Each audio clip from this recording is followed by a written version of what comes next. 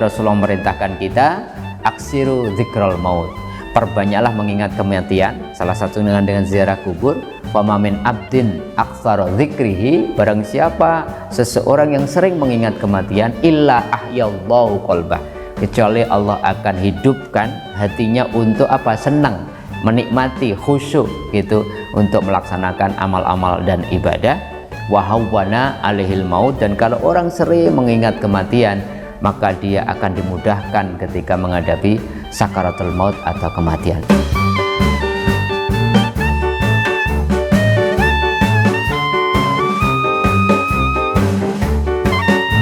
Assalamualaikum warahmatullahi wabarakatuh. Alhamdulillahirabbil alamin. Allahumma sholli ala sayyidina Muhammad wa ala ali sayyidina Muhammad.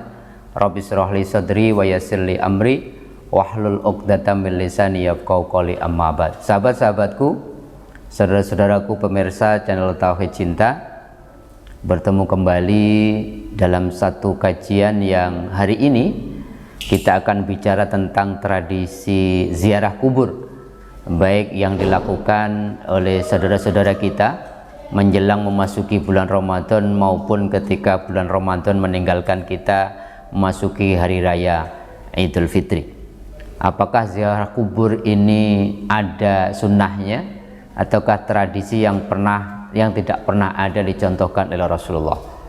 Sahabat-sahabatku, dalam sebuah hadis Rasulullah pernah mengabarkan kepada kita, kuntu nahaitukum an ziyaratil kubur, aku pernah melarang kalian dari ziarah kubur, ala fazuruha, tapi sekarang aku memerintahkan kalian untuk ziarah kubur. Jadi dulu di awal-awal orang-orang Islam baru masuk Islam, orang-orang kafir Quraisy ya, baru masuk Islam masih mu'alaf, itu Rasulullah pernah melarang mereka ziarah kubur. Dikhawatirkan kalau ziarah kubur mereka nanti kembali kepada tradisi menyembah sesuatu selain Allah.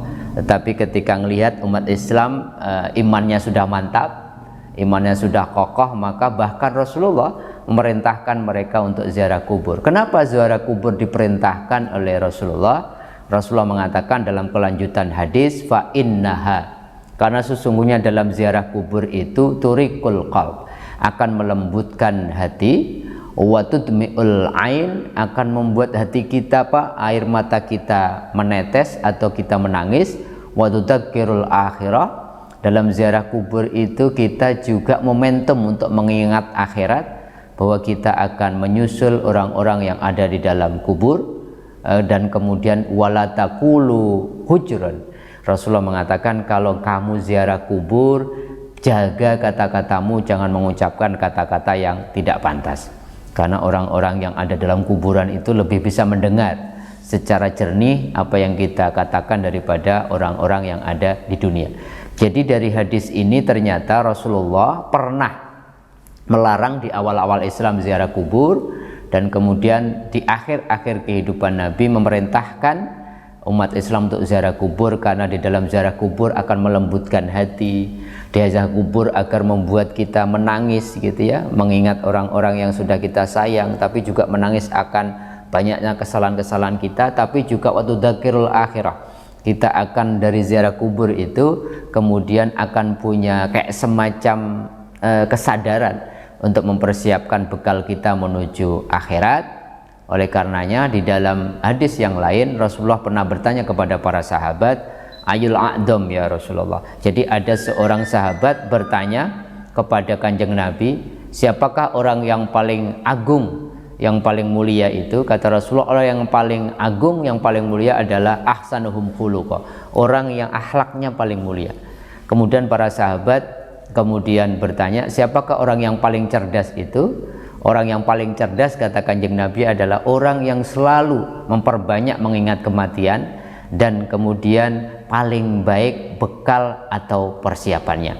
Bahkan dalam hadis yang lain Rasulullah memerintahkan kita aksiru dzikral maut, perbanyaklah mengingat kematian, salah satu dengan ziarah kubur. Fama min abdin aktsara dzikrihi, barang siapa seseorang yang sering mengingat kematian, illa ahyallahu qalbah, kecuali Allah akan hidupkan hatinya untuk apa? Senang, menikmati, khusyuk gitu untuk melaksanakan amal-amal dan ibadah. Wa hawwana alaihil maut, dan kalau orang sering mengingat kematian, maka dia akan dimudahkan ketika menghadapi sakaratul maut atau kematian. Oleh karenanya, ayo tradisi ziarah kubur kita lestarikan, kita sering-sering lakukan di dalam niatan untuk pertama apa? Untuk mengingat mati. Dengan ziarah kubur kita sadar bahwa inna lahu lahakikun, kami semua yang ziarah itu akan menyusul kalian yang ada di alam barzah. Tapi yang kedua, ziarah kubur juga bermakna bagaimana kemudian kita sadar untuk mempersiapkan diri sebanyak mungkin ibadah dan bekal kita, karena suatu saat kita akan menuju akhirat, akan mengalami kematian juga. Dan yang paling penting dengan ziarah kubur, jangan lupa kita jangan minta-minta kepada kekuburan, nanti jatuhnya kepada kesyirikan.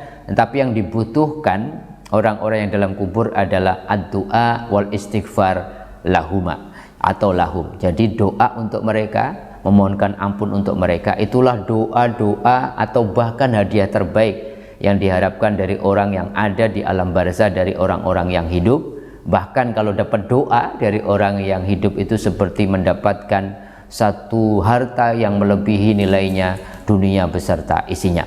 Tetapi ziarah kubur tidak harus kita khususkan ya menjelang Ramadan, akhir Ramadan, tapi kapanpun kita punya waktu dan kesempatan. Ada orang-orang tua kita yang sudah wafat, ada guru kita yang sudah wafat, ada saudara kita yang sudah meninggal, kita ziarahi kubur mereka.